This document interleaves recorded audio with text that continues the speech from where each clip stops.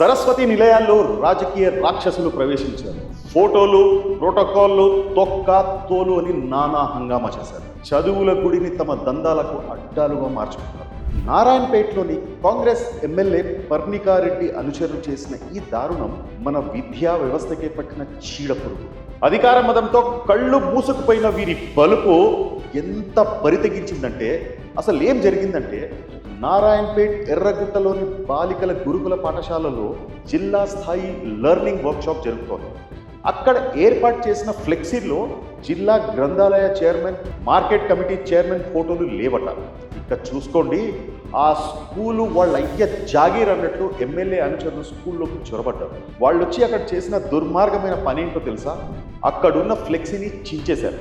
అంతటితో ఆగారంటే లేదు, ఇంకా వాళ్ళ బల్బు చూపిస్తూ స్కూల్లో ఉన్న స్టూడెంట్స్ను బయటకు గెంటేసి స్కూల్కి తాళం వేశారు. మీరెవర్రా తాళం వేయడానికి స్కూల్కి? మీకేమన్నా ప్రోటోకాల్స్ ఇట్లాంటివి ఏమైనా ఉంటే స్కూల్ బయట చూసుకోండి, మీ ఇంట్లో చూసుకోండి, మీ ఆఫీస్లో చూసుకోండి. టీచింగ్ మిమ్మల్ని తిట్టాలనా లేకపోతే మిమ్మల్ని పరిసబెట్టి కొట్టాలనా అర్థమైతలేదురా నాకు. కొంచెమైనా సిగ్గుందా మీకు?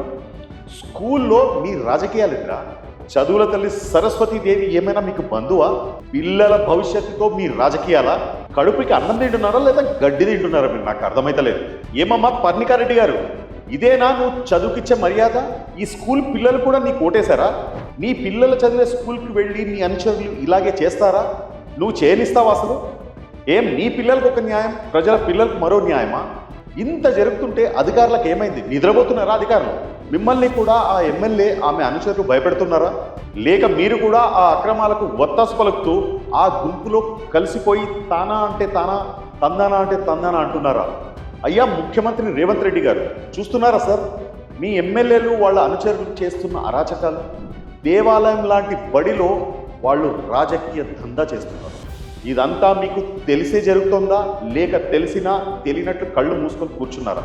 కొంచెమైనా సిగ్గుండాలి పాలకులకి. మీ రాజకీయాలు ప్రజల బాగోగుల మీద ఉండాలి, ప్రజల సమస్యల మీద ఉండాలి, అన్యాయాలపై ఉండాలి. అంతేగాని ఇలా పసిపిల్లల జీవితాలతో, వారి చదువులతో ఆడుకోవడం కాదు. ప్రజలు మిమ్మల్ని నమ్మి ఒక అవకాశం ఇచ్చారు.